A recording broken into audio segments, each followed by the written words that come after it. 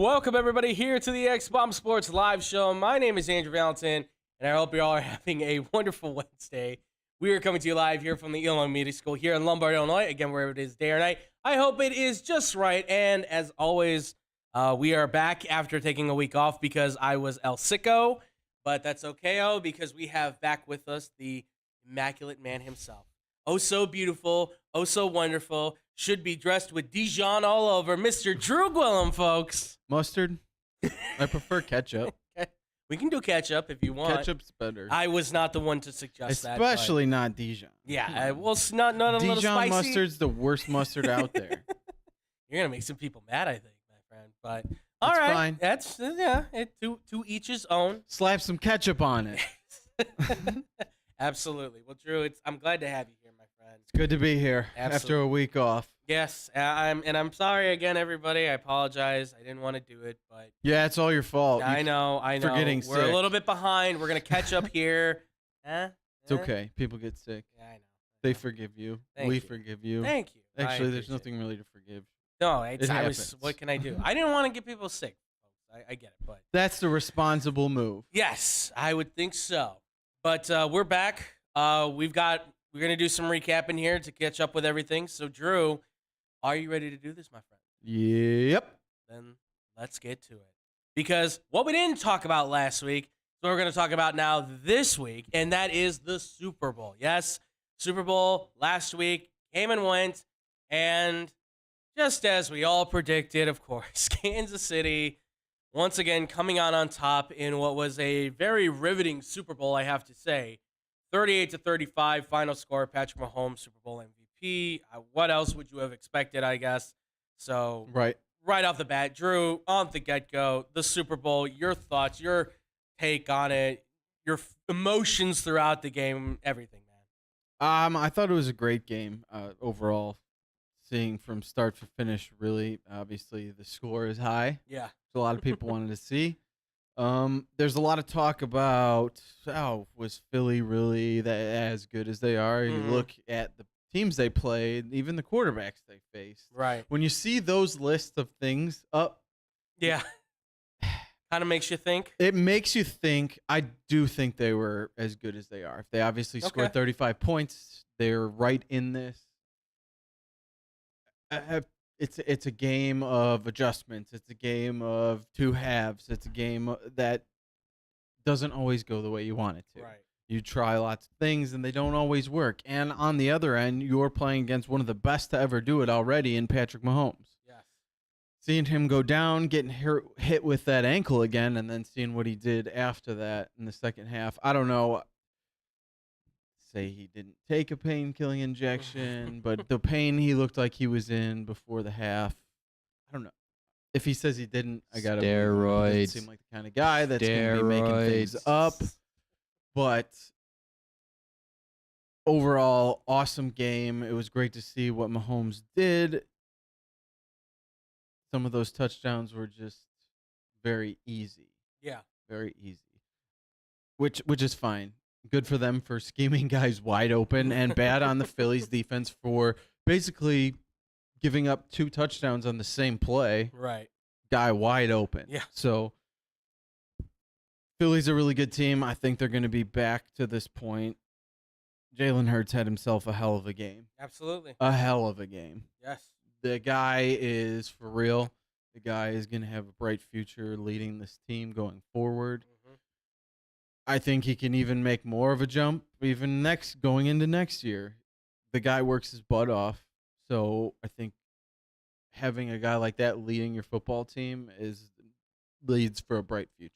Yeah. No, this Super Bowl, definitely it was a lot better than I thought it was going to be. I certainly felt like we were going to see some scoring, but it also felt like defense was going to be a big part of this, and really defense was kind of non-existent, at least for one team it seemed, and for the other, definitely stepped up in a big way. I mean, the Chiefs defense, Nick Bolton, was all over the field. He almost had 2 touchdowns in that game, Right. which he could have easily been MVP of that game then if that happens. But, I mean, watching that, you got a sense that certainly Philly had their foot on the gas, and they did a really good job of that. But man, Kansas City's really good. Yeah. When you've got arguably one of the top coaches, maybe in NFL history, in I Andy think you Reid. have to say that at this point. 2 Super Bowls, I think, puts him in that company now, and I have to think. Plus the NFC championship, or like the playoffs he's been Yes. to, the NFC championship games,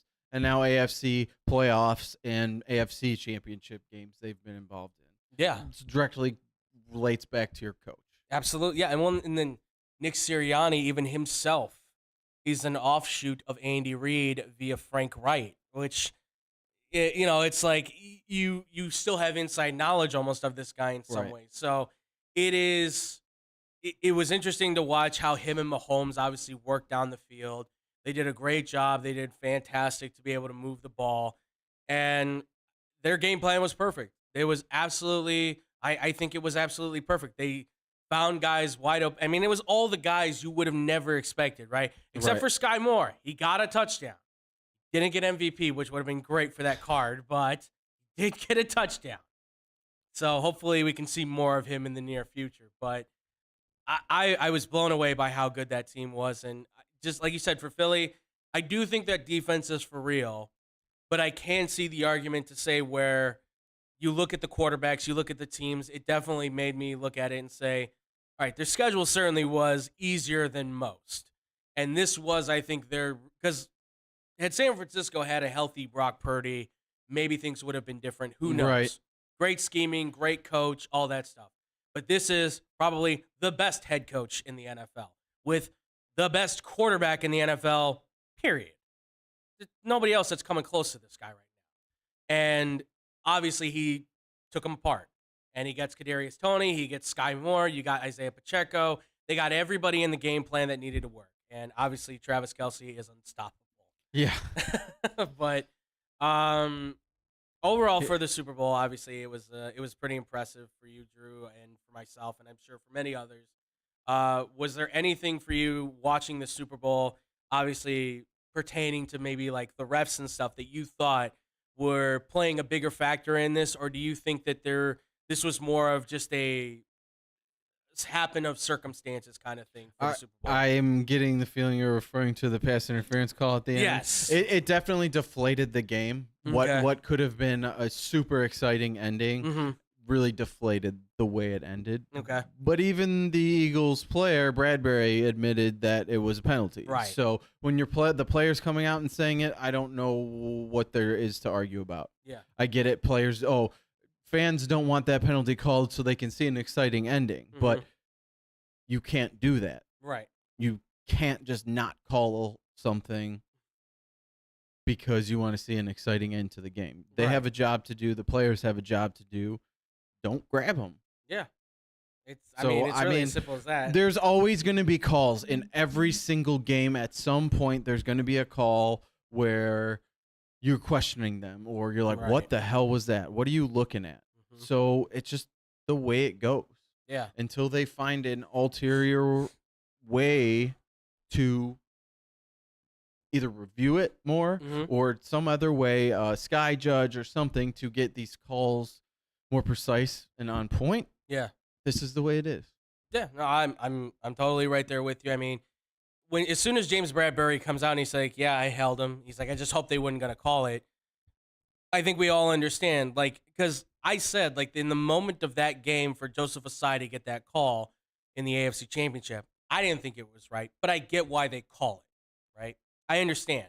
Now, yeah, that's a little bit of the fandom in me coming out, for the Bengals, but at the same time, like you said, in that moment of the game, you don't want to see something like that happen. That just takes, like you said, that deflates the moment, because now Butker's in better position. He kicks the field goal. They win the AFC. They go to the Super Bowl.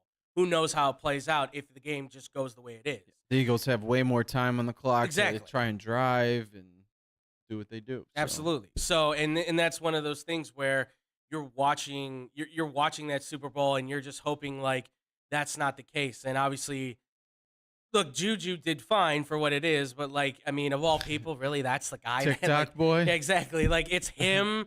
Like, you got all these other guys that could easily be like the person that could be like, it's Juju, really, that sets it up. But fair enough. Okay, it is. But to say that the refs kind of ruined this thing, I don't, like you said, it deflated it. I don't think it took away from the energy of the game, though, because still to that point, the Eagles could have stopped.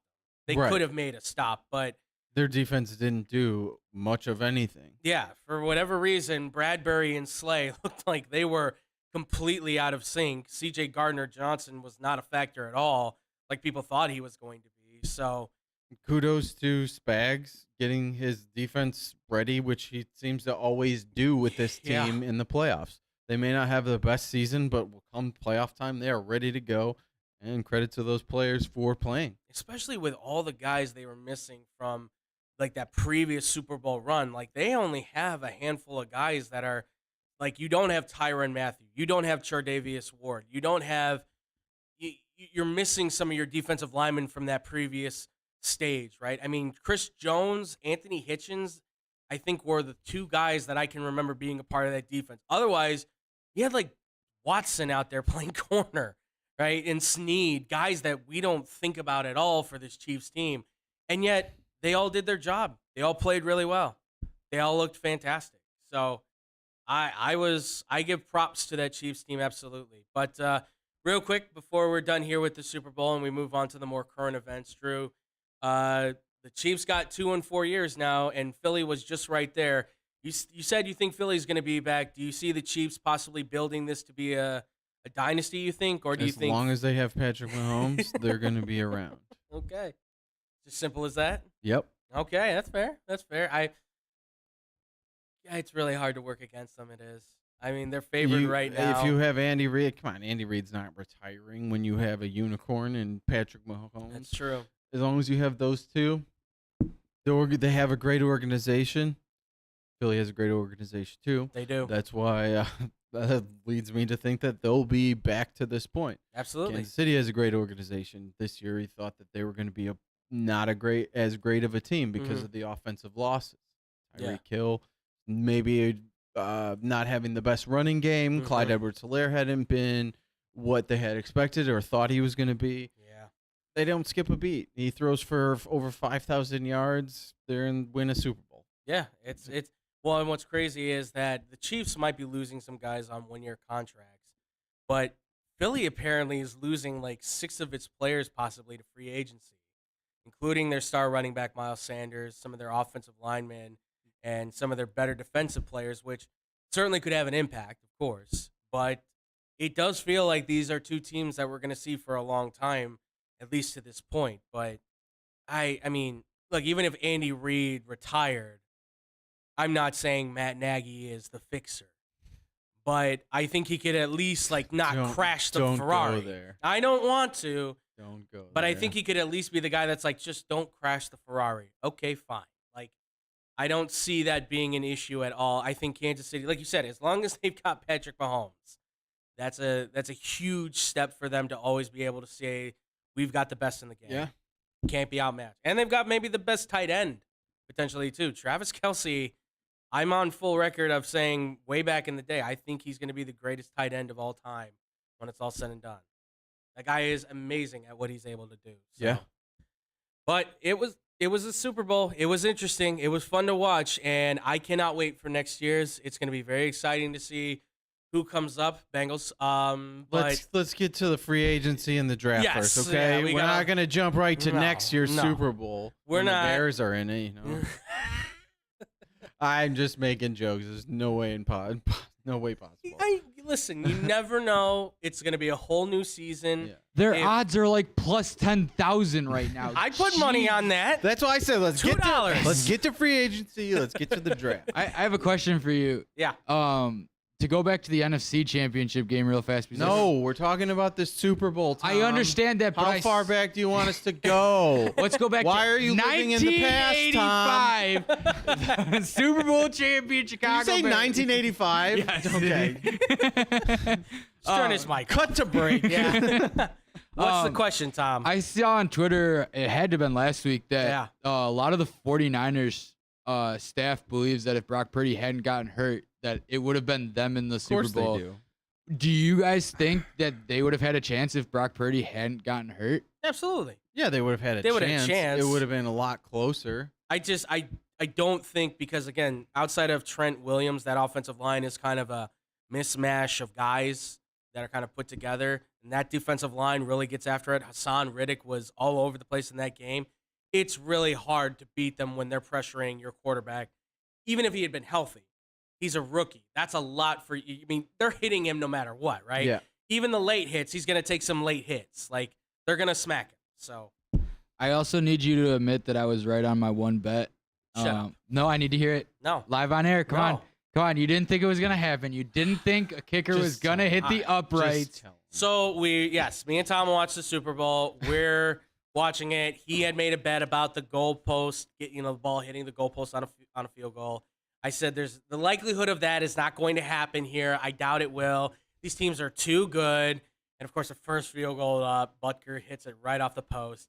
And I'm right. I was right. Tom was right. You were right. Okay, he's jumping for joy. And I just went, God. I was almost right with one of yours a couple years ago. You asked who was going to score the first touchdown in the second half.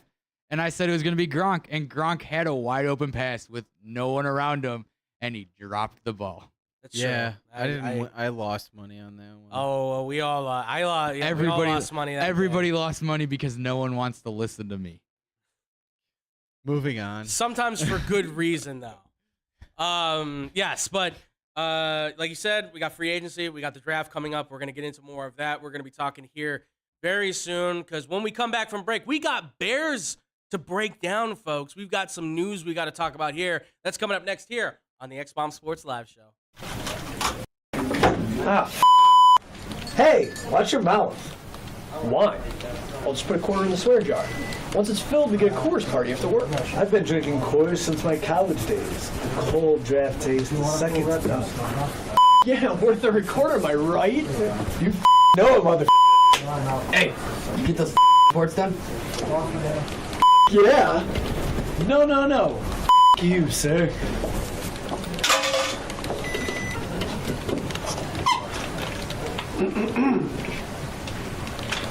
Attention, employees. The staff meeting, scheduled for this evening, will now be held tomorrow early as Who's all?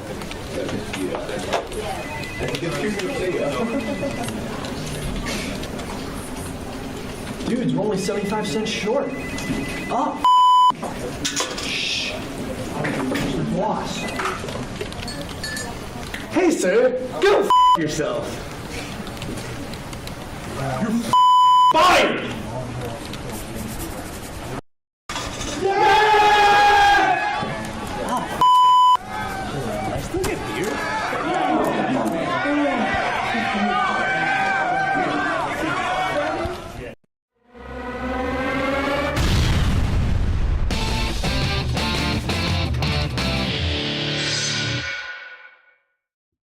And welcome back, everybody, here to the X-Bomb Sports Live Show. I'm still Andrew Valentin, the panda with the sunglasses, and I'm still here with class president, sexy class president, Mr. Drew Willem. Vote for Drew. Vote for you. Absolutely. Man, you know what I really want? Dude. Whopper, Whopper, Whopper, Whopper. You know? Let's see.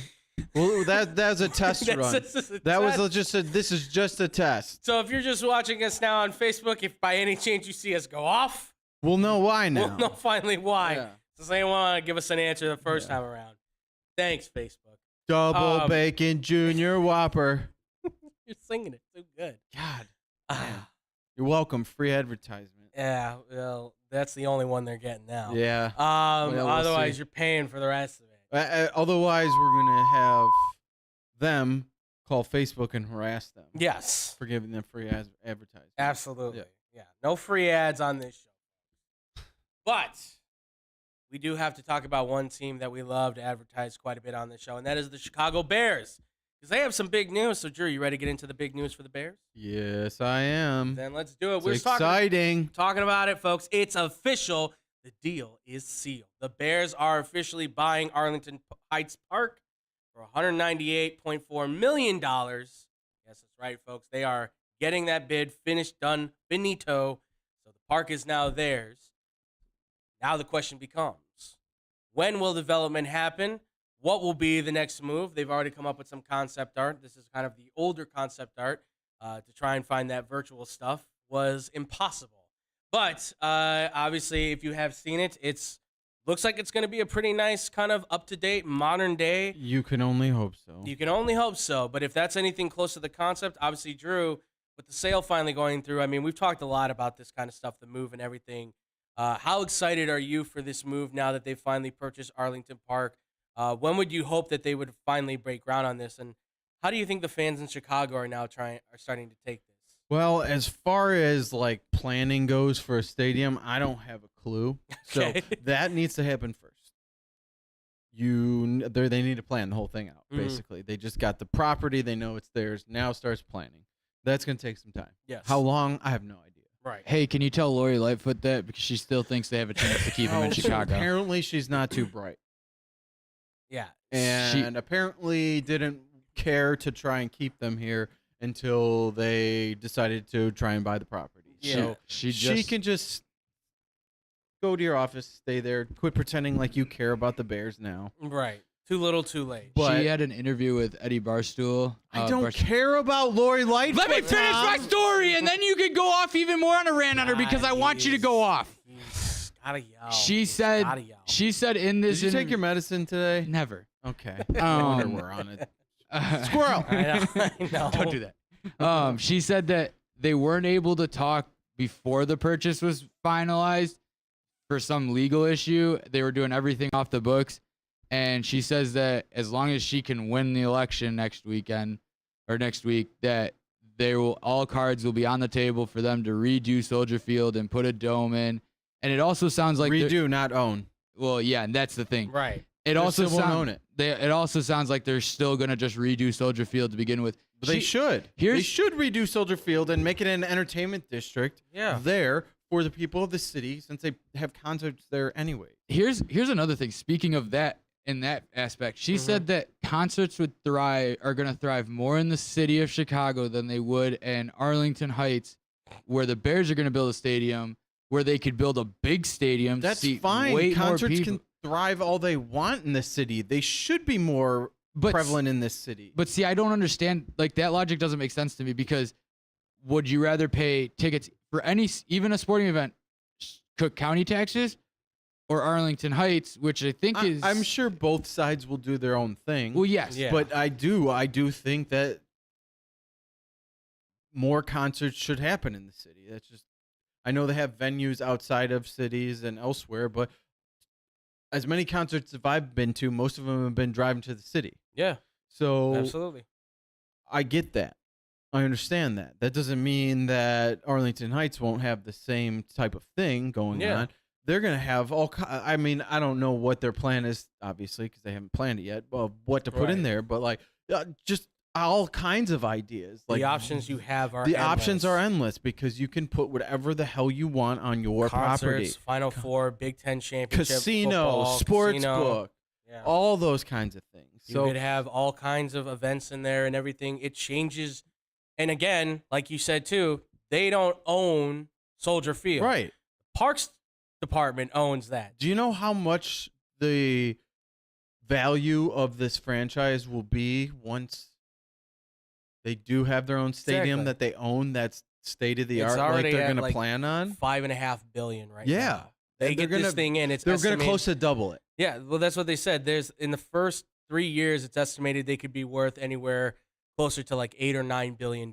Yeah. Which obviously every team then goes up in value too. But guess what? They go higher up in the value with like Dallas Cowboys and Giants and things like that. And they're already top 5. So now they get even closer to being one of the richest teams. The charter franchise deserves something like that. Exactly. And it's really good to hear that obviously they're making these plans. You know, this is the opportunity they've been waiting for a long time. There was that little second of talk of, well, we don't necessarily are going to build a stadium on this turf. The bull crap. Yeah. You don't bring a new president in who's already built multiple stadiums and been part of that to not build the one that you want. Exactly. So and I think that's just a little talk. Right. And look, if you're looking for a future for this team to obviously start to go into, this is the kind of future you want to eventually get them in, right? We've seen it with the Rams. We've seen it with the Chargers. We've seen it with Vegas all these Raiders. Any team that's going into their new stadium, Yeah. it always seems like something good's coming with it too. So hopefully, And they look awesome. and they do look could. I mean, That would be awesome. Listen, I've been to the Hopefully one they in can at Minnesota, least I've been to the- tailgate. What? Hopefully they can at least tailgate, unlike they can in I think your options will be. better than I don't Los want to say Angeles. unlimited, but there's. They sound like it'll be parking lot plus stores, and like you'll be able to do the Wrigleyville thing over here, and then you can be around here in the stadium and do the tailgate thing as well. Because yes, you can't tailgate Soldier Field like at all. Like you can, but guess what? You're probably gonna get kicked out by the cops. Seen it many a times. Joe Schmo's got there overcooking the wieners and stuff, and then the cop come, hey, you can't cook here. Well, yeah, no duh. You can't cook on the sidewalk, dude. I mean, People, man. This yeah. city. It's time. It is. I mean, you put It's the time. you put the spaceship on it in 2003 or whatever it was. You know, you thought it looked nice. It doesn't. Don't get me wrong. It would be nice and ideal to have the stadium in the city. Sure. It would be cool. I think cooler to have the stadium in Chicago. Absolutely. They are the Chicago Bears. Yes. At the same time, I've already said it. They won't own it. It's owned by the Park District. Franchises this doesn't happen like that. You don't like basically rent a stadium out from Park Districts. No. These franchises own their own stadiums. Right. Well, and I think the Packers are the only one then that are like it's owned by the city. Yeah, here's And your that's fake it. stock. Well, yeah. Here's your piece of paper that says you live in Green Bay and you own this little bit of you own like half of your seat. Like that's what you get. You get half of your seat. But we'll see. It should be interesting if they build it the way they're talking about. It should be fun to watch. But outside of that, they want to possibly put a dome on it or something. Well, somebody else is also interested in that. Exactly, because sounds like the quarterback of the Bears is very interested in that. He went on Barstool's Pardon My Take podcast over Super Bowl weekend and basically expressed his thoughts and interest about playing in the weather and basically said that wherever the Bears are going to be playing, be it Chicago, Soldier Field, or in Arlington Heights Park, he would hope that there's a dome over it. Now, it's been interpreted in so many different ways as to what exactly that means. And obviously, people can either read into it a lot or not. It all depends. But we're gonna read into the dumbest things like this. But from your aspect of it, Drew, It's dumb.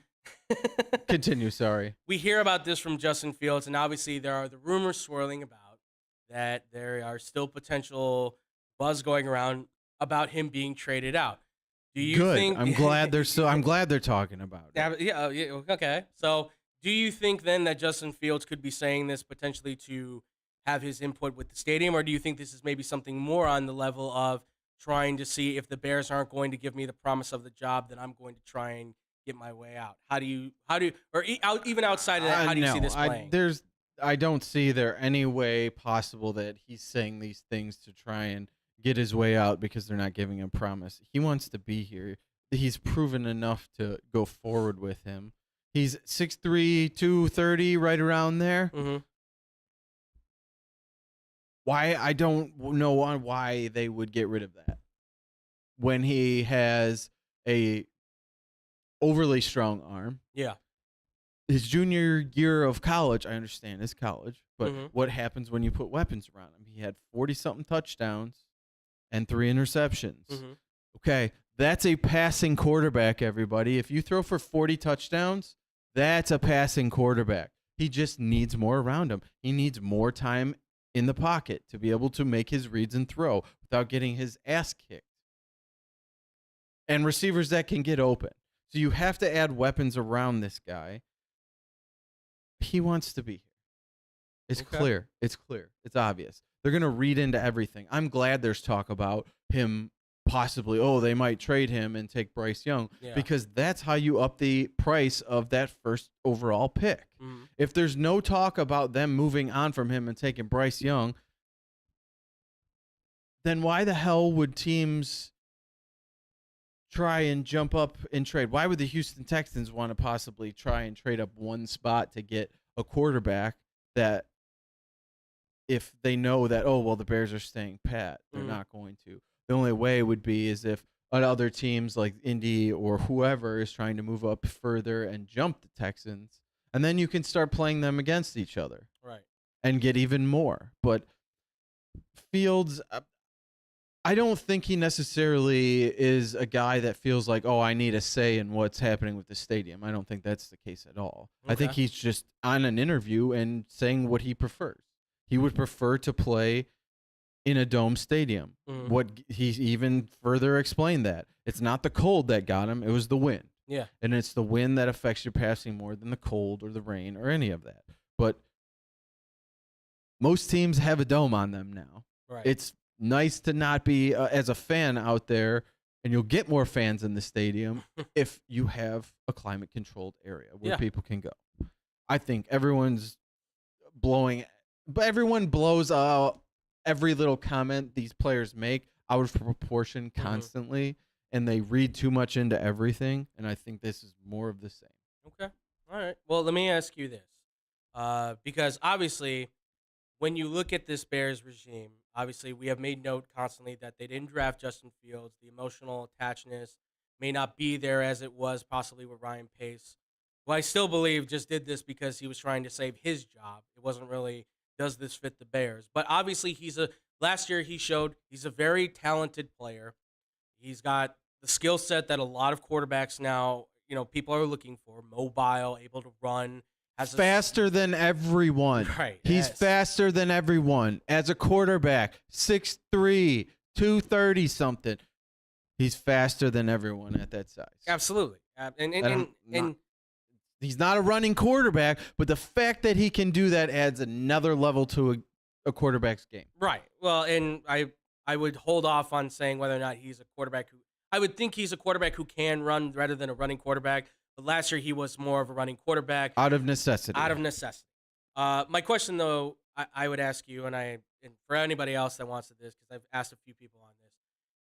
We all hear about, obviously, the trade potentially for the number 1 overall pick. But if an offer came for Justin Fields from, say, the Texans or the Colts, knowing that the Bears obviously have multiple positions that they have to fill, right? They need offensive linemen, tackles, and guards. They need a center. They need, obviously, defensive linemen on the tackle spots and at the ends, right?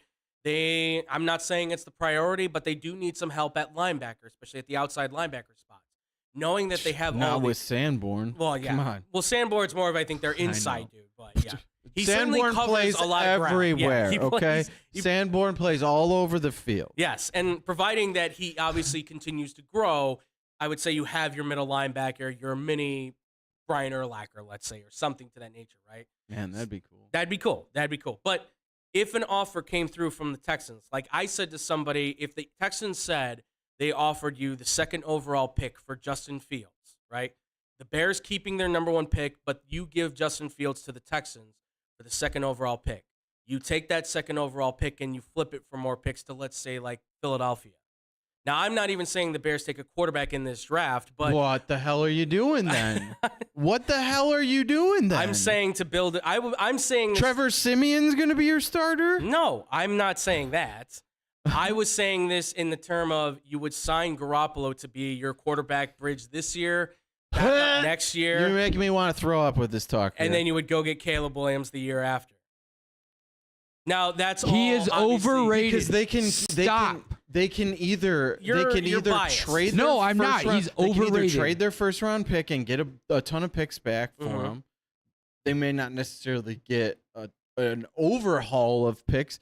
Depends on how it plays out. It depends on what teams are seeing the other teams wanting to do, how they play these other teams against each other. Yeah, trying to move up. Who wants it more? Every team always overpays to move up for the 1st overall pick to get a quarterback. I don't think that while this may not be the class that everybody was screaming about when the college football season started, there's still players that guys want to move up. Now they're talking Bryce Young is mini Mahomes. Yeah, and he's worth giving up the bag for. Yeah. Okay, so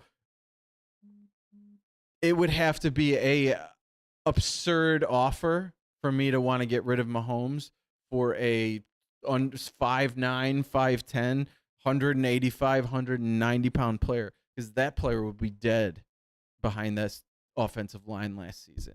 That player will be dead much sooner than a Justin Fields will. And I get it. You're going to be adding talent to the offensive line, the defensive line, or the offensive line to protect your quarterback. Yes. Yeah, but then you have somebody who's even more sturdy. I think Fields is going to be better than Jalen Hurts. I think Fields is the kind of player who's that extreme diamond type of athlete. Okay. And we've seen what he can do. We know this player can sling the hell out of the ball. Certainly. Get him some talent around him, and the sky's the limit for him. I'm not 100% no to trading with the Texans, giving them Fields, getting their 2, trading back even further, and then signing Jimmy Garoppolo. That does nothing for me. No Derek Carr. Yeah. No Derek Carr. No Aaron Rodgers at this point. No, I don't want any of them. Okay. None of them. Okay. That doesn't do anything for me, because who's to say they're getting the first overall pick is not just like, oh my God, I got this in the I'm bag not saying because that they our would get team's the bad. number 1 overall pick, but But then they're going to have to trade up to get Caleb Williams. Right. And a lot of people are viewing Caleb Williams as better than any of these guys too. Absolutely. So how much more is that going to cost you now Right. to try and move up however many picks it may be to get to that spot to make sure you get him? I don't think so. For me, it's dead 100% no. Okay. All right. That's fair. I mean, listen, I only put that out there because obviously I think with all the talk we have about the number 1 pick being a trade target, I think you still have to consider then, well, what if because here's the thing. If you're the Texans and the Colts right now, as much as I think Caserio is a little bit of an obnoxious kind of GM who thinks he knows everything because he worked with the Patriots, and Chris Ballard works a lot with his emotions, I still think that they would be smart enough to say, you know what, if the Bears have the number 1 pick, and they keep trying to sell us on the idea they're going to trade Justin Fields, but let's call their bluff and say they're not going to trade him, then the Bears are kind of stuck at number 1, unless it's like the Panthers, who I think are just desperate enough to do it, which is fine. I don't think, though, that Frank Wright is ready to just go get a quarterback, though.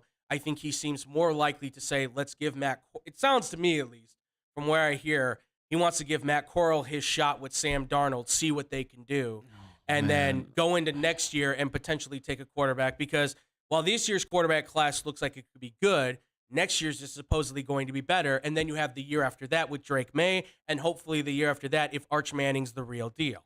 There's a lot of quarterbacks that are coming out over the next 3-4 years that you can go and get. I just think in the NFL with the billions and billions of dollars that this league pulls in, Right. and the constant just necessity to win out of these clubs. Absolutely. I don't think as a organization and as a guys who are trying to find the right players for your teams Right. and GMing for their jobs, coaching for their jobs, Absolutely. all the way from other than the owners, from top to bottom. You can't try and hope that, oh well, we're gonna bank on the next year getting our guy. I don't think you can do that in the NFL. I don't think you can be like. I think you have to have foresight, right? You'd at least have to have some foresight to see what's coming out. Yes, you want to plan for the future, but if you're in that position to make a big difference now and make a splash now, I don't think you can put that off and hope that it happens next year. No, that's fair. And listen, with guy like Ryan Poles, I mean, a lot of people want to put belief in him. I'm somebody who, last year's draft, I would give it like a C+, a B-. They had some hits, but they had some guys that obviously either they haven't played yet, so we don't know what they can do, or they need more time to work. And I totally agree with that. At the same time, a lot of those picks were later in the draft. Absolutely. A lot of those what picks can were he later do when in he the has draft. a top pick in the draft? Who knows? He turned next to nothing pick-wise into a lot. Absolutely. Which was a positive. Value to where he drafted obviously came out big. And you still found a few players, which your hit rate has to be much higher. Absolutely. I think if they are in love with Bryce Young, if they are in love with one of those other guys, then you have to do where you're led to, where your breakdown of these players, your studying of these players, your homework on all these players leads you to make your decision and stick with that decision, whatever it may be. They need to do that. I don't want to hear that we have a guy that's like, well, we really liked Bryce Young over Fields, but we decided to stay with Fields, because then you have a guy that's not going with his gut and doing what he thinks is right for this team. And that's why he was hired for that position. Okay. Do I think it's right? No, but I'm not in a GM seat. I'm not picking these players. I'm not evaluating this talent to pick for a franchise. Right. I go with what I see, the eye test, maybe doing some homework, maybe looking at some games they played in. Right. But the in-depth knowledge that these guys have on these players and football in general is more than I'm going to have. No, I understand that. Yeah. So I think at this point we have to let him do what he's going to do and trust and hope that it works out, just like with every other team in this city. But if I personally think that if they move on from Justin Fields, it's going to be a big mistake. Okay. All right. Well, so let's play this scenario out, right? So Justin Fields, let's say he gets traded to like the Texans, right? For the number 2 overall pick. They just do the swap, whatever, right? The Bears didn't take that number 2 overall pick. They traded to, let's say, Seattle, right? Seattle really wants either Jalen Carter or Will Anderson Jr., right? The Bears will take Bryce Young with the number 1 overall pick. So they get pick number 5 and they get pick number 20. Now, sounds ridiculous, but let's say they pulled the trigger on that, okay? With that 5th pick, they could probably go get out like a Peter Skoronski from Northwestern, a left tackle, or Paris Johnson Jr. So that's ensures a tackle spot. Again, who's your quarterback? Right. I mean, well, I'm saying, but then it's when they take Young at 1. They take Young. They take Young at 1. They take Skoronski or Paris Johnson Jr., one of the top tackles right now in the draft, at 5, because they'll likely land in the top 10. They seem like the best guys. And then like at 20, maybe like a Jordan Addison from USC, the wide receiver. So you've got now a young quarterback who obviously you're flipping it, obviously, but he's in his rookie year. A lot of people said last year was Justin Fields' rookie year. You still have Luke Getsy there. A lot of people are projecting him to be better. We don't know, but you still have your quarterback at number 1. You got now a left tackle that can be like your premier guy. We've seen how good those guys are. And you get a possible premier wide receiver or a weapon that you can add to your arsenal that certainly in college looked like the real deal, be it from Pitt even into USC. Would you now? Again, that's saying Justin Fields is traded. For you, would that be a satisfying move for you if that scenario were to play out, knowing that the Bears get that plus potentially more that could come out of it? While Bryce Young's a very good player, that's not the player that I want on the Bears. Okay. I think he's too small. Okay. There are not quarterbacks in the league that small. Mm-hmm. And there are not guys that small that usually stay healthy for a season. And I understand Fields was hurt, but guess what? That big body, that big frame can hold up a hell of a lot more than little Bryce Young's going to do. I don't care how many protein bars he eats before the combine to get his weight up. Mm-hmm. He's not going to be that weight when he starts playing. He's going to start hitting the conditioning and getting your body in game playing shape. And guess what? You lose weight doing that. Yeah. You still have to keep your intake up on protein and all of that to try and keep your weight up. But a guy that size isn't gonna put on much. Right. I understand Drew Brees was short like that, but Drew Brees was 200 plus pounds. He came in at around like 205, something like that. So he's 185, 190. That extra 15 pounds, 20 pounds, gonna make a difference. Yeah. So right now he's actually projected 6 feet tall across all boards, from what I can see. 6 feet, 194. Of course, they always up it. It went from 5'10", yes, and then goes up from there. They always do up it. I think to answer this question about Justin Fields or Bryce Young, if you're gonna have that fight go on for people, right? I think the big question you have to ask yourself is, where do these quarterbacks, how do they adjust with the team that you have right now, right? Justin Fields really carried the team by himself, right? I asked myself the question, did he really make the team around him better? I have a hard time answering that myself as a yes. I know he led them in terms of the offense, but I don't know if I can say he necessarily made like Mooney better, or if he made, obviously Claypool was not really in the game much, or if he made St. Brown better. I understand that the weapons he had to work with and the line he had to work with were bad. But I think that you look at like Justin Herbert, right? Rookie year, he has no offensive line. Joe Burrow has no offensive line and like one weapon. And yet they still find ways to make plays and make it look like they're the guys making the team look better. So I feel like when I look at what happened with Justin Fields last year, he did some great things, but I don't know if he necessarily made the team feel like there was growth in that direction. You know, While it's defined. It's being defined by the franchise, not him defining the franchise. I think the growth was what we saw from the start of the season to getting to the middle season when everyone's healthy, and their lack of weapons and lack of blocking, and they were still putting up 35 points a game. Was one of the top scoring offenses in the league for a stretch. Mm-hmm. That's with nothing. That's with the least amount of talent in Right. the NFL. They are the worst team in the NFL. That's why they have the first overall pick. Yes. They have the least amount of talent on their team. This team needs a complete overhaul. Yes. That's what they're doing. I just think he did make the team better because without him there, you saw what you got. Right.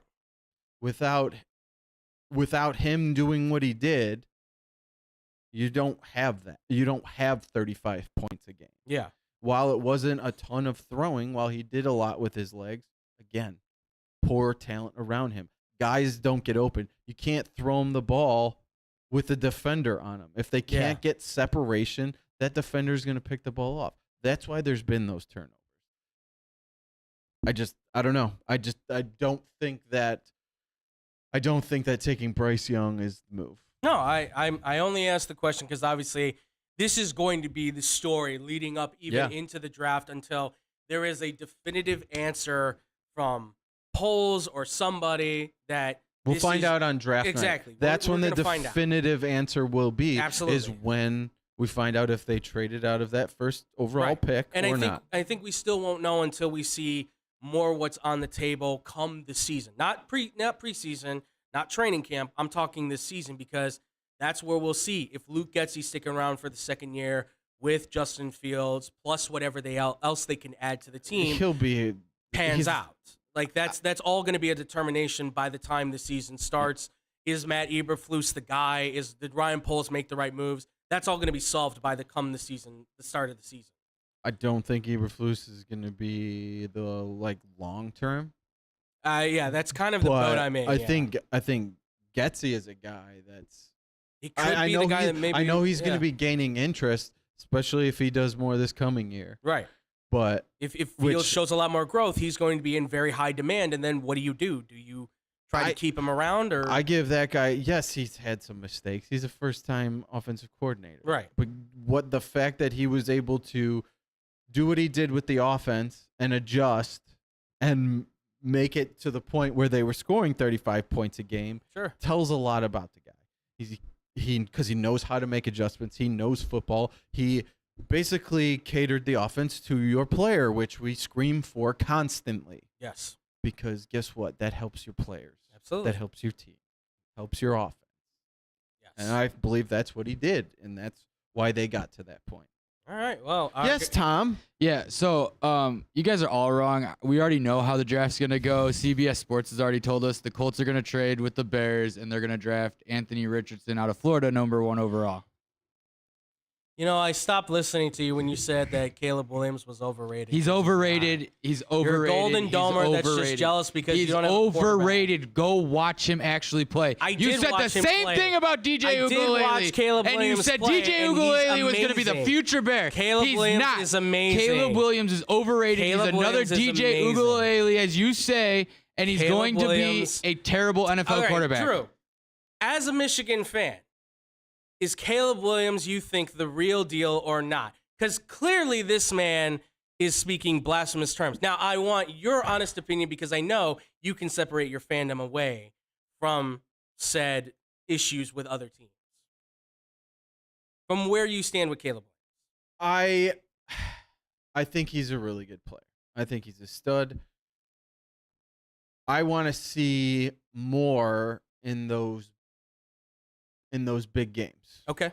Okay. You need to be the guy that goes out there and just plays your ass off. Okay. Like Stetson Bennett did. Mm-hmm. I get it. It's not really comparable, but this guy who everyone's like, yeah, you're a nobody. Right. Everybody counts him out. You shouldn't even be Right. starting. And he comes out and just lights it up. Absolutely. You want to be Caleb Williams? Mm-hmm. You need to go out and do that next year. Okay. All but right. I do. I think he's much better than Tom gives him credit for. I think he'll be the #1 overall pick next year. That's That's where I'm headed with this guy. There's a lot of quarterbacks coming out this year and for the next 2 years, and Yeah. I think he's right now the dime for next year easily. Whoever needs a quarterback, he's going to be that guy.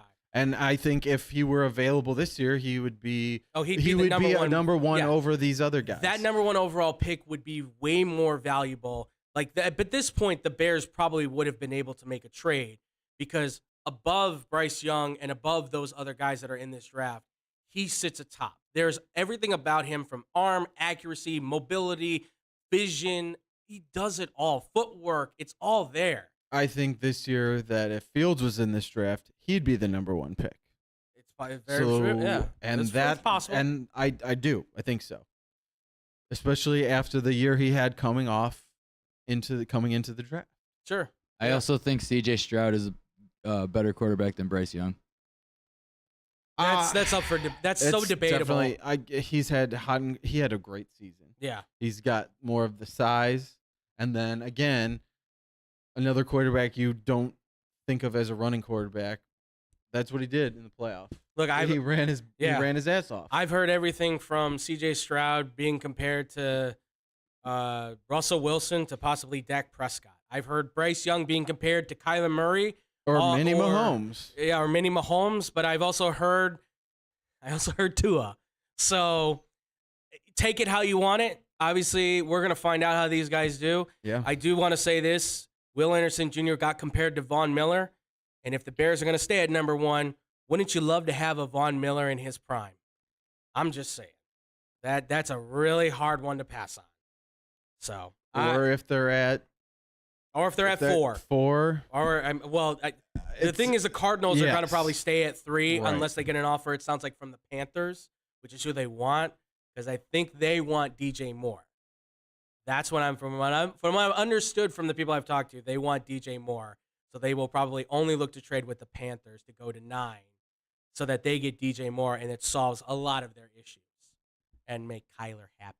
But Well, and then Hopkins has to go somewhere exactly, else. and he's going to get traded, and Baltimore's looking into that right now. So, because It's going to be wild. Yeah, I think this is going to get crazy. come free agency, we're gonna be in a whole heap of stuff, and we're gonna be talking a little bit about that tomorrow. Oh So boy, we're gonna get into some of that off-season stuff a little bit for the NFL. Real quick, our guy King B-Mac had some stuff to chime in. Thank you, B-Mac. Appreciate it. He said, we sure Jimmy G not going back to San Fran anyways. Purdy is out, and they still don't know what the hell Lance is out there. That's true. They could give Jimmy G a flyer. I think he's going to go to free agency, though. I think he's going to test the market. Shanahan already said Yeah. he sees there's zero chance that Jimmy's back. Yeah, he's going to test the market. So- He's got a value out there. He's going to go get his money, play with a team that needs a quarterback. Maybe Carolina. Who knows? Maybe the Raiders. The Jets. Could be the Jets. I mean, I would say the Jets and the Raiders right now make the most sense because Saleh has ties with him from San Fran, and McDaniels has ties for him from New England. So those are the two teams I would see as favorites. He also said, even if Fields turns out not to be the franchise quarterback, at the very least, he hasn't shown to be a serviceable player at the position as of right now. He's certainly, look, I said he's the guy, but I think there's a lot of the guys out there. To be the franchise quarterback, you have to take that next step where the team's taking that level. But we will see what happens. It's all about, can the Bears, like you said, can the Bears get the talent around him? Even if he's not the franchise quarterback, like Jalen Hurts, I like him. I don't think he's a franchise quarterback, but you put the talent around him, they're going to a Super Bowl. Right. And they're probably going back to another Super Bowl as long as that talent stays there. Can you do the same for Justin Fields? I think so. And I think, like you said, there could be even more with him because he seems to be a better quarterback potentially. If you are in talks for MVP of the league and would have been more in the talks if he didn't miss those couple games and puts up the numbers he did this year in a total, I think you have to look at that guy as a franchise quarterback because otherwise they would be looking for more. Right. I'm only saying that because it's first year of doing all this crazy stuff. So I want to see him do it again next year. Right.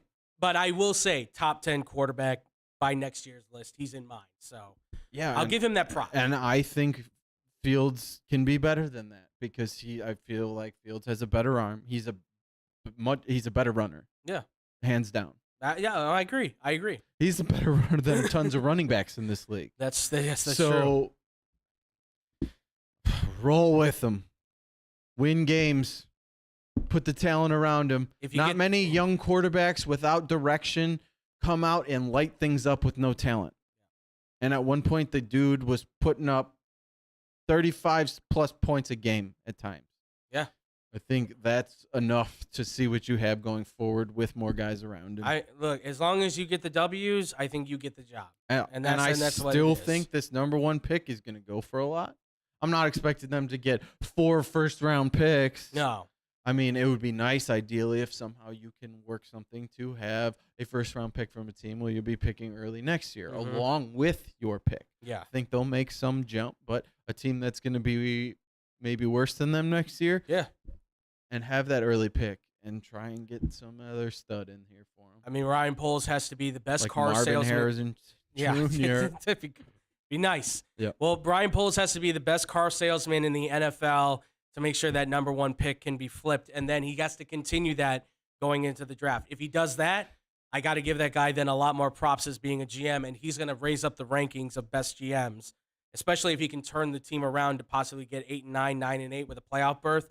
That's going to be huge. He can get an Executive of the Year kind of award for that at that point. Especially with how that division's going to look next year. You don't know the Rodgers situation. The Lions could be hit or miss. Yeah. I expect them to compete for the division, and we don't know what year the Vikings are going to be next year. Like, the Vikings could be the best or the worst, and the Bears could all of a sudden find them every year. And the Bears could all of a sudden find themselves winning the division. I mean, it could be an NFC South situation next year with the NFC North.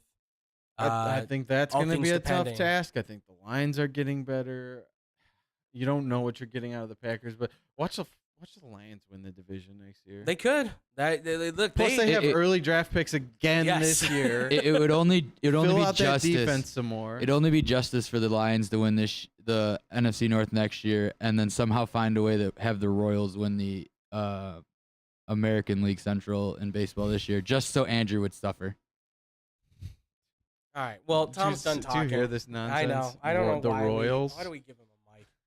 All right. And real quick, also, BMAX said, do you really want to go back down the rabbit hole of chasing the franchise QB in completely unknown commodities in the draft? That's fair. That is fair.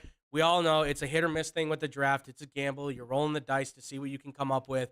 A lot of times you can come up snake eyes. A lot of times you can come up with the 7 or 11. But as bad as the Bears have been for many years, yes, and as bad as a lot of teams are, getting that first round pick that number 1 overall pick is not easy. No, this may never happen again in our lifetimes for this team. Like, there's some teams that have never had the number 1 pick.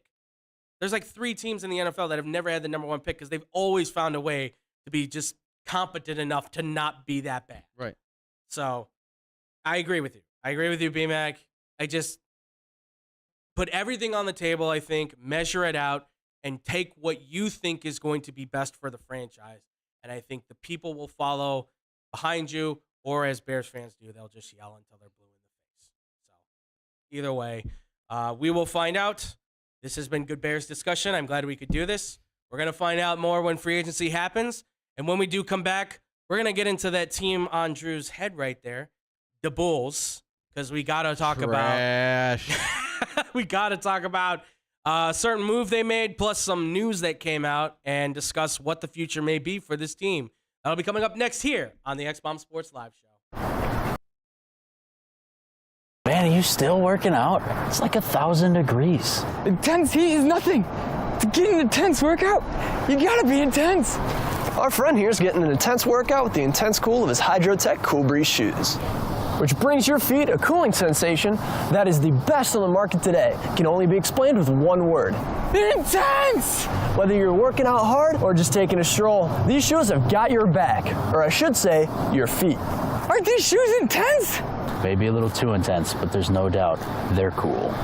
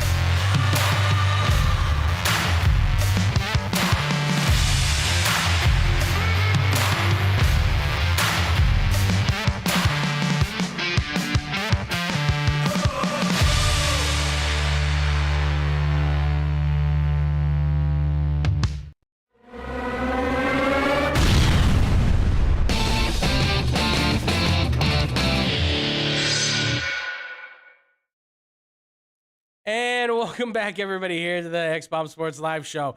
Yes, the mics were hot, in case you did hear that. Somebody's got to yell the whole time. I'm talking about you. That guy. The hermit that lives in the woods with a moose. So, we keep him in the back for a reason, because otherwise he gets bitey. But I'm back here, Andrew Valentin. I'm still here with Drew Gwillem and Tom McKinney, and, of course, our boy TJ Knacker in the back. We just got done talking about our Super Bowl, doing a quick recap. We just had a nice, solid Bears discussion, I would say. Drew probably almost jumped over the table at me, but I'm sure. I thought about it. When you said Jimmy Garoppolo, I was going to. If I had something to throw at you, I probably would have. Yeah. Also, King B-Mac had something else to chime in with. He said, we already have the Mahomes-Trubisky L we have to live with. I don't think my sanity could take if we had to live with the thought we traded Fields to roll with Bryce or somebody, and that blows up in our faces too. I get it. I mean, and there's a chance that maybe he is mini Mahomes and we pass on it, and then we got to live through that again. Exactly. But if you can live with Fields is nothing close to Trubisky, so no, yeah, I think we're still winning there. Had those two come out at the same time, I think Fields is probably the guy over Trubisky even at that point. But I get where you're coming from, being Who knows with Ryan Pace? Yeah. Which Ryan and Matt are our quarterback. I know we're gonna go. I know. Guys. I know we're talking on Bulls. I'm convinced that if they had fired John Fox and had hired Nagy beforehand, they would have probably taken Mahomes, because in his notes he liked Mahomes over to Watson, and he thought that Trubisky was just going to be a meh quarterback, and he was right. He didn't help the situation, but he was certainly right, and I think things would have been a little bit different in Chicago, maybe if that would have played out. But that's an if and a but, and if the ifs and buts were candies and nuts, we'd all have a Merry Christmas, and it's not Christmas anymore. So I like candy. I do like candy too, and I'm hungry. So Drew, let's talk about this left subject and get out of here so we can all go eat, shall we? Absolutely. Then let's do it. It's the Bulls, ladies and gentlemen. That's right, the Chicago Bulls. Well, we got to talk about the worst team, one of the worst teams in the league. I think. I don't know. Dumpster fire. They're in such a weird spot. It's odd. Still sitting at 11th place in the Eastern Conference. Just outside. They could still somehow get into the play-in tournament. I don't know how that's possible, but sure. They did make an acquisition, though. They did sign Patrick Beverley. Yeah, that's what the team needed. Patrick Beverley has officially been signed after his buyout with the Lakers. And they did waive, what's his name? Tony Bradley. Finally, that's it. Yes. God, why is that guy? Absolutely. They also added a forward Taylor as well, kind of a bench guy to kind of fill in the need after releasing Malcolm Hill, which Hill was actually a decent player, but okay, whatever. But Drew, Patrick Beverley, sure, coming back home to Chicago, sure, hometown kid, playing with the Bulls. Obviously, we know that he's a spunky guy at 34 years old. He's got some energy. He's well known for defense. His attitude. And his attitude. What do you think about the Patrick Beverley move and what it does for the Chicago Bulls going forward, potentially? I think he's a guy that you hate if you're playing against him, but will love if he's on your team. Okay. I think he's already said today or the day before, not totally sure, but yeah, he's like, I'm going to be on his ass talking about Zach LaVine, which is a good thing. Yes. They don't have anybody with that fire in their locker room. Absolutely. This guy brings a new element to the team. Yeah, he can play the hell out of some defense. He's not going to give you much scoring. Mm-hmm. It's fine. Right. It's fine. They needed a guy more of a point guard to be there, so fine. They didn't get Westbrook like they supposedly wanted. Great. Beverly chose to be here. He's going to get more playing time. It's fine. It's fine. It's fine. Hopefully, I mean... Say that like a man that just dropped his coffee in the street and has to accept that. No, that would piss me off. Okay. I need my coffee. I got you. That would upset me. Okay, I was just... It's not a move that upsets me. It doesn't... It's a meh move. It doesn't raise the needle for me. Yeah. It's slight improvement. Yeah. I'm really under the impression that like it would be better if they would just lose as much as possible. That would be nice. And that gives them a much better chance of landing the top pick and getting a maybe franchise-changing player like Wembanyama. That would be nice.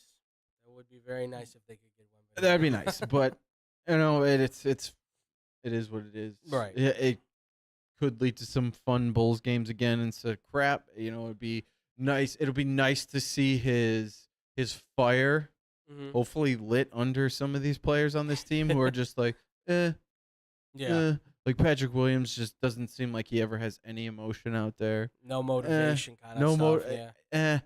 Hopefully that'll be something for him as well. Yeah. We're riding in that same boat, my friend, because when I heard the news, obviously it was like, oh wow, they bring back another guy that lived here in Chicago. How fun. Like the last time they did this, it didn't really work out very well with D Wade, did it? Like it was cool, but like I think that's a little different. Better player, but Wade was done with his career. Yeah, he was at the end. Yes, that was the end of his career, whereas Beverley still has some. He still has a few more years, I think, left where he can play and be a decent player. But like you said, in terms of moving the needle for the franchise, this doesn't really do much. Could this potentially kick them in the pants a little bit and maybe get the team going in a good direction? Maybe. Do fans actually want that? I don't know, because there's a huge dynamic of fans that sound like they really just want the team to lose out and go into Sherman Panzer mode. And then there's another mode of people that are like, no, like we need to try and see if this team can get to that next level. Can they still fight there? And I'm one who sides with, I think it's time for Sherman Panzer mode, because there's just the fight doesn't seem to be there in them, even as a team collectively. Even if Patrick Beverley comes in and does kick Levine in the pants and Williams in the pants and say, hey guys, get going, like we need you to play, I still don't know if there's enough on this roster to contend even on a play-in tournament game. I just don't see it. There's not. So again, this comes back to I think, with us talking about obviously the deadline, why they didn't make any moves and stuff, and this is kind of like their deadline move, picking up Patrick Beverley. Like that's the best we can see from the team. That's not enough. That's not enough to bring in the hopes. It's not even enough to bring in the hopes of you tanking. It is. It's like Groundhog's Day. No matter who's in the front office, it's the same old thing. Yeah, it really is. And over again, whether it's Gar and Pax, it's AK and Eversley, and they look overmatched.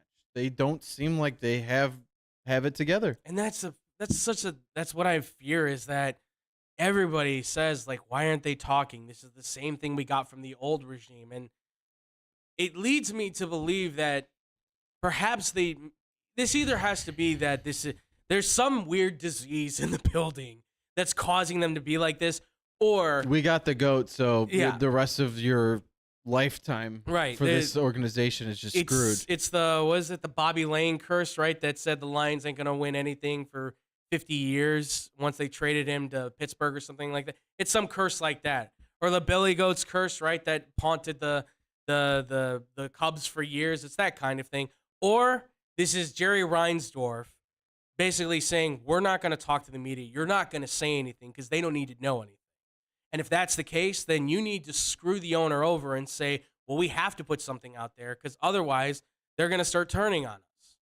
I can't believe that would be the case, but when you do own the team, you do have a lot of say-so, obviously, and Jerry is one who you would hope his son Michael would be more in control. But I'm starting to question that more and more now. I know we've from the start of this, when we were excited, we preached patience on it. We've been patient. I think we've been patient long enough. And some results would be nice than just last year. Last year was nice, but obviously continuity is not there. And you can't tell me just losing Lonzo was full continuity. I can't believe it. It hurt this team, but it's not what led him to this. Absolutely. Well, and speaking of Lonzo, to finish this off, unfortunately, we got some more bad news, which I think is news that we already saw coming very much in the distant past. Lonzo Ball will be out for the remainder of the 2022-2023 season. This will be his second straight year having to sit out with this injury. As Tom alluded to us, and as we have known, they've gone to multiple doctors, but he's gone to doctors all over this country now, and nobody can seem to tell him exactly what's wrong. He has no idea what's wrong with himself. And I think at that point, and this is where I ask you, Drew, do you think now he has to put his career on the back burner and concentrate more solely on his own health if he cannot figure out what exactly this is that's going on with his knee? Well, I think that's all connected because if he wasn't Right. playing basketball, then he would just be focusing straight on his knee. And Right. if it wasn't for his knee being hurt, he'd be focusing just on basketball. Sure, So yeah, right. I think this is his profession. This is what he does. So I think it's not like a rare disease or something that you would want to step away from the game and focus more on that. Right. Whatever it is, they need to get it figured out and rehab, however that needs to be, whatever surgery that needs to be.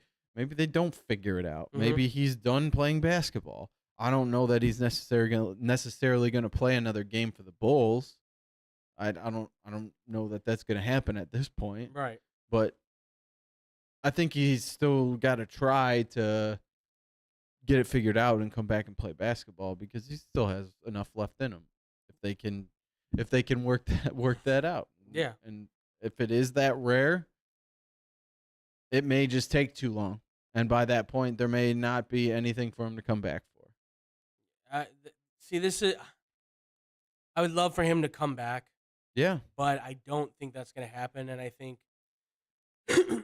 I'm one of those who, looking at his career and looking how well he's done, it's just, I think to this point, I think you have to just say that maybe it is over, unfortunately, at 24 years old.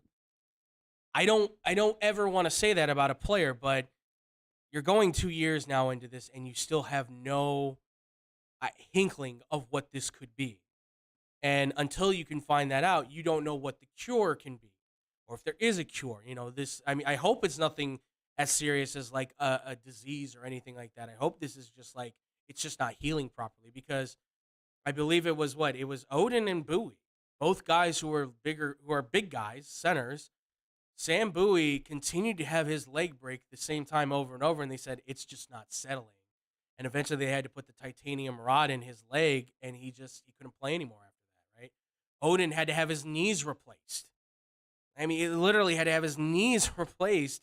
And I know these are bigger guys, but like if that's the length that Lonzo Ball has to go to, then his career, I think, might be over before it's really just getting started. I would say, because he's just finding his potential at 24 years old. So much to play for. But, I mean, by the time he might be recovered, he might be 27, 28 years old, maybe. Who knows? I mean, it could take him a long time to finally get back. If it's taken him this long to figure out what it is, who knows how long it takes him to finally get back. So, it sucks. It really does to hear that because the future looks so bright with the team with where he was at. But I wish the best of luck to Lonzo Ball, but Drew, I ask you this one final thing for the Bulls. I mean, obviously, Lonzo now out, the Bulls potentially having, whatever draft pick they may have in this. Do you see them possibly moving into the draft potentially to go get a point guard, or do you think that's going to be like their main focal point for this offseason is to find a guy via a trade, free agent, or the draft?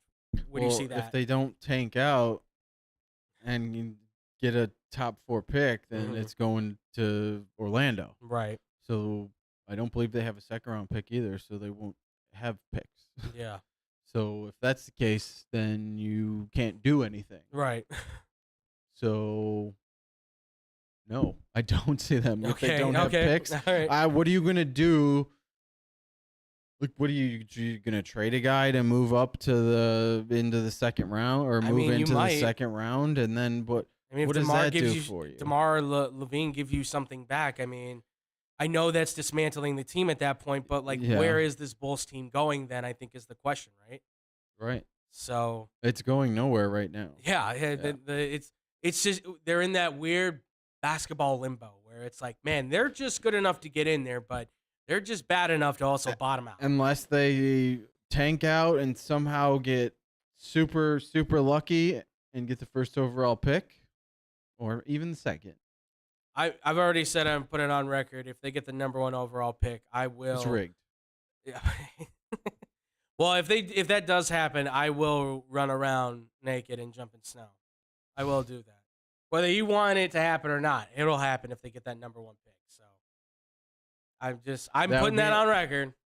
I put it on record already once before. Our guy King BMAC, real quick before we get out of here, says AKA spoke after the deadline. That's true, he did, and was adamant that they were going to look to improve the team during the draft and free agency. So then the plan is, which is the right thing to say, but that's a blanket kind of statement. I'm sure they looked to improve the team at the trade deadline too, and they didn't do a damn thing. Absolutely. And he also says that tells me that he plans on making trades after the season based on what happens. If that's the case, I would say then that's the right thing to do, because I think you can get the value for those guys, certainly. I think they should look into trading Zach anyway. Yes, absolutely. I will, again, I'll go on record saying the money they gave him, I was wrong on that. Clearly, I believed in chemistry, and clearly we've now learned chemistry does not really exist, apparently, with this team. I think it was the right move because you can't let him go for nothing. Sure, absolutely. And at least at this point, you can still get something. You get something, and you can still trade him. Yes. It just sucks that you had to pay up the money, and now you have to say, okay, now we have to move on from him. But luckily, this is how the NBA works, right? Everybody now signs a deal, gets traded. Some people, though, like Kevin Durant, they completely dismantle a franchise, and they end up going to a team where they just get better. Who would have thought? Some people have all the luck in the world. Sure as hell ain't us sometimes. But that's okay. We're going to see what happens with the Bulls. Hopefully they can get a good pick. I'm not hopeful, but here's hoping that I guess baseball season comes around sooner, and that's going to do it for the show here, ladies and gentlemen. It's going to do it for us. And as always, Drew, thank you so much for being here with me, amigo. It's always a pleasure to have you. Good times. We had good talks here. I'm glad that you didn't break my neck. I'm sorry that it couldn't be happier things, but as always, I'm glad to have you here. Always good to be here. But, man, please let the people know where they can find you, listen to you, email you all their wonderful things, please. Message you all their wonderful things. You can message all the wonderful things to xbsportsofficial@gmail.com. Andrew would love to hear it. I knew that was coming. But anyway, you can check me out right here on Wednesdays and Thursdays. And check me out on Instagram at d.ghoul25 and Facebook at Drew Gwillem. Absolutely. I will accept messages too if you don't want to send them to him. Yes. Guys, Just let me know who you are and Well, I already told you. This was from like over 6 months ago. Hey, just guys, enough with the condiments, okay? Like now it's becoming a running joke. I know it is. Like, 'cause now we're getting into like the weird things. Like I don't even know half the stuff you guys are sending me. I have to look it up, and it's like, oh, it's from like India or like Sri Lanka. I'm like, I don't know this stuff. But you guys are, yes, thank you, TJ. Thank you. Keep them coming, folks. I love we love them. We do. Guys, if you do want to find me though, I'm on oh my God. You're at XP Official? Yeah, exactly. I am there. I'm at Boom Crew Captain on Instagram. As always, you can find me there on Instagram at The Fluffy Guru on Twitter. If you guys want to look at any more of our stuff, you can go check it out at XP Sport. My God. At Facebook.com/XBombSports. It's where you guys can see the live stream, Facebook links, all that kind of good stuff. You guys can also check us out on YouTube and Twitch. We're going live there as well. You guys can also see the show there. You guys have any questions or comments, you can always hit us up on our social media at XBombSports on Instagram and Twitter. And if you have, again, any questions or comments either to, xbsportsofficial@gmail.com. We love hearing from you guys as always. Podcast stuff real quick, too. You guys can check it out. It is Blow the Whistle on sportsnowchicago.com every Monday. TV stuff every Tuesday at 2:30, 3:30 o'clock, whatever. Here on the X-Bomb Sports Live Show on Facebook, YouTube, and Twitch. Also, by the way, the radio show is officially live on Twitch as well at Sportstown Shy. So you can see me, David, and Tyler's beautiful faces on Monday. Also, too, check out our boy Brandon Unpack with the Knack. How could I forget Unpack with the Knack? We just did a wonderful unpacking with our boy TJ Knacker. Got some pretty nice looking stuff. Got some pretty good stuff. We did 2023 Topps baseball cards. So check that out, guys. Our boy TJ Knacker in the back at Knack300. Check him out. Follow him. Give him some like. Give him some love. It's every Wednesday at 3 o'clock p.m. just before the X-Bomb Sports Live Show. Also, too, check out our boy Brandon Januska.